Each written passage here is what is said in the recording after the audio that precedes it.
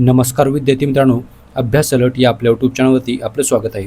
तर विद्यार्थी मित्रांनो बघा, आज आपण पाहणार आहोत भारताची जनगणना 2027. तर या व्हिडिओमध्ये आपण पुढील वर्षी भारताची जनगणना कोणत्या पद्धतीने होणार आहे ते संपूर्ण आपण या व्हिडिओमध्ये पाहणार आहोत. ओके, तर व्हिडिओ अत्यंत महत्त्वाचा असणार आहे. तर व्हिडिओ पहिल्यापासून शेवटपर्यंत पाहण्याचा प्रयत्न करा. अतिशय महत्त्वाचे प्रश्न असणार आहेत. तर चला सुरुवात करूयात आपण. बघा, तर विद्यार्थी मित्रांनो बघा, प्रश्न क्रमांक 1 आहे, भारत सरकारने जनगणना 2027चे ब्रँड ॲम्बेसिडर म्हणून कोणाची नियुक्ती केली आहे? तर बघा, अतिशय महत्त्वाचा प्रश्न आहे. तर याचं उत्तर असणार आहे ऑप्शन नंबर सी, म्हणजेच सुदर्शन पटनाईक. तर बघा, भारत सरकारने जनगणना 2027चे ब्रँड ॲम्बेसिडर म्हणून सुदर्शन पटनाईक यांची नियुक्ती केलेली आहे. ओके, तर लक्षात ठेवा. चला बघूयात आपण. तर बघा, सुदर्शन पटनाईक यांच्याबद्दल थोडक्यात माहिती पाहूयात. तर बघा, भारत सरकारने आंतरराष्ट्रीय वाळू शिल्पकार म्हणजेच सँड आर्टिस्ट सुदर्शन पटनाईक यांची जनगणना 2027चे ब्रँड ॲम्बेसिडर म्हणून नियुक्ती केलेली आहे. तर बघा, गृह मंत्रालयाने म्हणजेच मिनिस्ट्री ऑफ होम अफेअर्स यांनी त्यांची ही नियुक्ती केलेली आहे. तर बघा, ते आपल्या वैशिष्ट्यपूर्ण वाळू कलेच्या माध्यमातून देशभरामध्ये जनगणना आणि त्यातील नागरिकांच्या सहभागाविषयी जनजागृती करणार आहेत. ओके, तर लक्षात ठेवा. चला पुढचा प्रश्न बघूयात आपण. बघा, प्रश्न क्रमांक 2 आहे, भारताची जनगणना 2027 ही एकूणात कितवी जनगणना आहे? तर बघा, अतिशय महत्त्वाचा प्रश्न आहे. तर याचं उत्तर असणार आहे ऑप्शन नंबर ए, म्हणजेच बघा 16वी.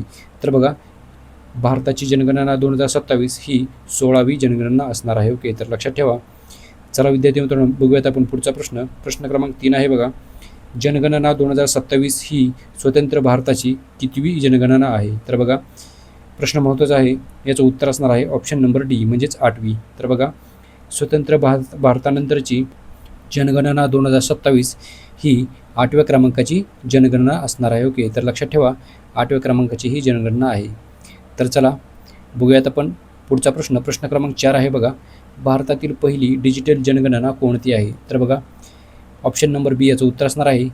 तर बघा, जनगणना 2027 ही भारताची पहिली डिजिटल जनगणना असणार आहे. ओके, तर लक्षात ठेवा, महत्त्वाचा प्रश्न आहे विद्यार्थी मित्रांनो.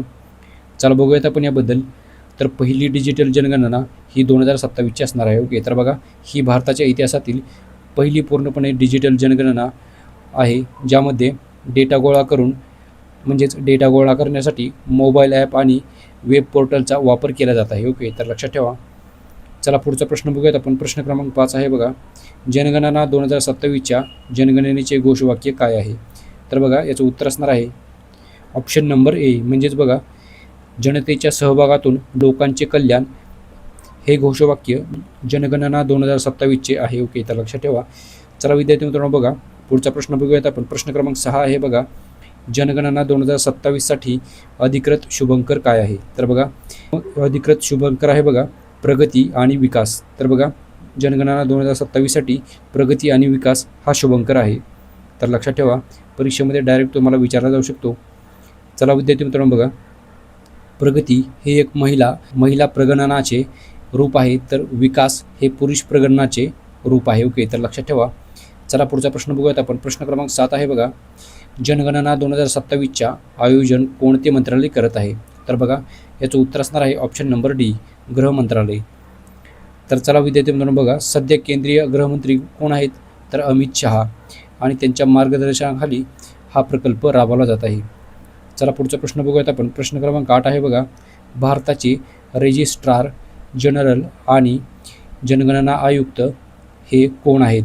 तर बघा, याचं उत्तर असणार आहे ऑप्शन नंबर ए, म्हणजेच मृत्युंजय कुमार नारायण असं यांचं नाव आहे. तर ते सध्याचे भारताचे रजिस्ट्रार जनरल आणि जनगणना आयुक्त आहेत. ओके, तर लक्षात ठेवा, महत्त्वाचा प्रश्न आहे विद्यार्थी मित्रांनो.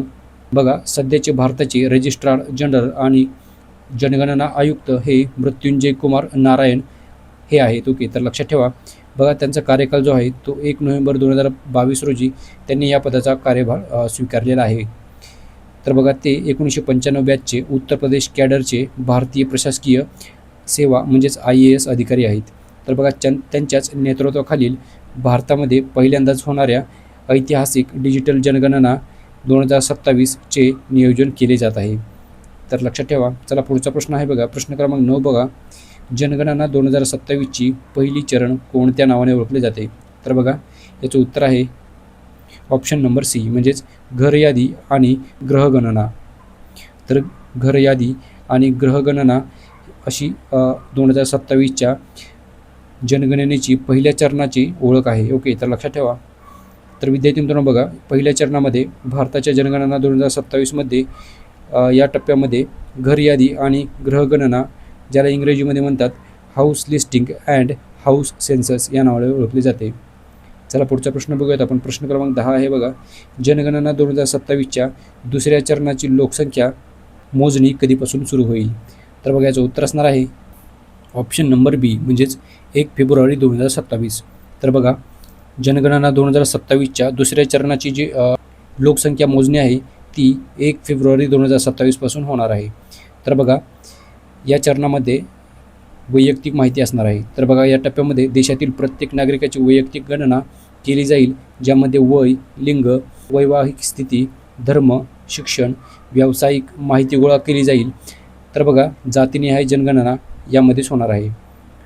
तर विद्यार्थी मित्रांनो बघा, स्वतंत्र भारताच्या इतिहासामध्ये पहिल्यांदाच या दुसऱ्या टप्प्यामध्ये विस्तृत म्हणजेच जातीनिहाय आकडेवारी देखील गोळा केली जाणार आहे. तर लक्षात ठेवा. पुढचा प्रश्न बघूयात आपण. प्रश्न क्रमांक 11 आहे बघा, जनगणना 2027च्या पहिल्या चरणामध्ये किती प्रश्न विचारले जातील? तर बघा याचं योग्य उत्तर आहे ऑप्शन नंबर डी म्हणजेच 33. तर बघा एकूण 33 एवढे प्रश्न विचारले जाणार आहेत जनगणना 2027च्या पहिल्या चरणामध्ये. ओके, तर लक्षात ठेवा. तर विद्यार्थी मित्रांनो प्रश्न क्रमांक 12 आहे बघा, कोणत्या अधिनियमानुसार जनगणना 2027 होत आहे? तर बघा हे देखील तुम्हाला माहीत असणे गरजेचे आहे. तर विद्यार्थी मित्रांनो महत्त्वाचा प्रश्न आहे. तर याचं योग्य उत्तर आहे बघा ऑप्शन नंबर ए म्हणजेच जनगणना अधिनियम 1948. तर या अधिनियमानुसार जनगणना 2027 होत आहे.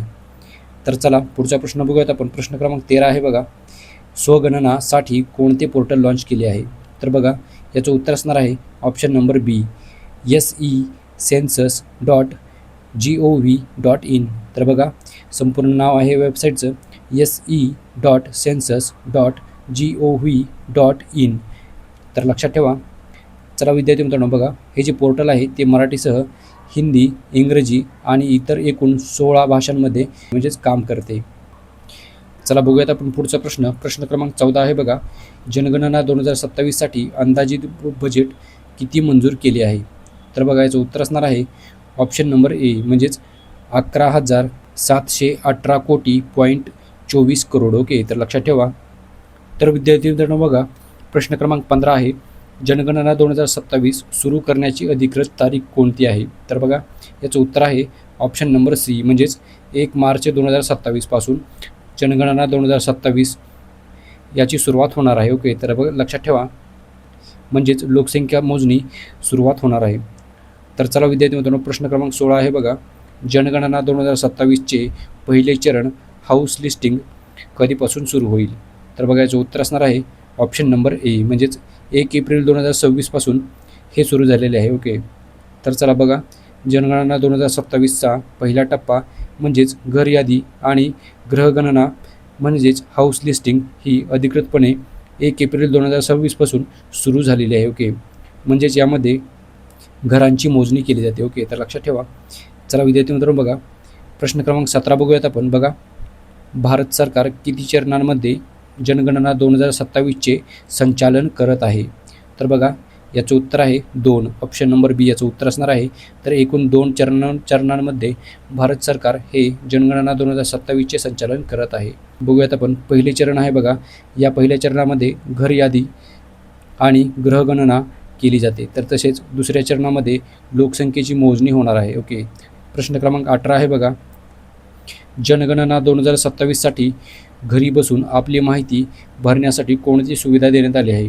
तर बघा महत्त्वाचा प्रश्न आहे. याचं उत्तर असणार आहे ऑप्शन नंबर सी म्हणजेच स्वगणना. ओके, म्हणजेच सेल्फ इन्युमेरेशन. ओके, तर लक्षात ठेवा. चला विद्यार्थी मित्रांनो बघा प्रश्न क्रमांक 19 बघूयात आपण. बघा भारताची पहिली जनगणना कधी झाली होती? तर बघा याचे योग्य उत्तर आहे बघा ऑप्शन नंबर बी म्हणजेच 1872. तर 1872 या सालामध्ये भारताची पहिली जनगणना झाली होती. प्रश्न क्रमांक 20 आहे बघा, खालीलपैकी कोणाच्या काळामध्ये भारताची प्रथम जनगणना करण्यात आली? तर बघा योग्य उत्तर आहे लॉर्ड मेयो. तर ऑप्शन नंबर ए याचं उत्तर असणार आहे. तर लॉर्ड मेयो यांच्या काळामध्ये भारताची प्रथम जनगणना करण्यात आली होती. ओके. प्रश्न क्रमांक 21 आहे बघा, भारताची पहिली नियमित जनगणना कोणाच्या काळामध्ये सुरू झाली? तर याचं उत्तर आहे ऑप्शन नंबर सी म्हणजेच लॉर्ड रिपन. तर बघा लॉर्ड रिपन यांच्या काळामध्ये भारताची पहिली नियमित जनगणना झाली होती. ओके. तर लक्षात ठेवा. चला प्रश्न क्रमांक 22 आहे बघा, भारतामध्ये लोकसंख्येची जनगणना दर किती वर्षांनी केली जाते? तर याचं उत्तर असणार आहे ऑप्शन नंबर डी म्हणजेच 10. तर बघा भारतामध्ये लोकसंख्येची जनगणना दर 10 वर्षांनी केली जाते. ओके. तर लक्षात ठेवा. चला विद्यार्थी मित्रांनो बघा पुढचा प्रश्न आहे प्रश्न क्रमांक 23 बघा, कोणत्या वर्षीची जनगणना भारताची ग्रेट डिवाइड जनगणना म्हणून ओळखली जाते?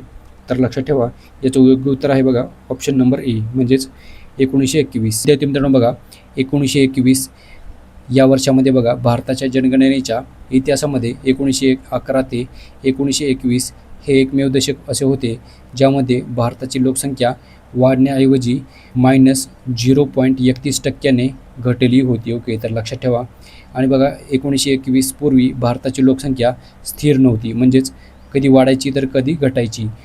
मात्र 1921 नंतर भारताची लोकसंख्या कधीही घटलेली नाही आणि ती सातत्याने वाढत गेलेली आहे. ओके. तर बघा विद्यार्थी मित्रांनो म्हणूनच 1921 हे जे वर्ष आहे ते लोकसंख्या वाढीचा एक मोठा दुभाजक मानले जाते. ओके. तर लक्षात ठेवा.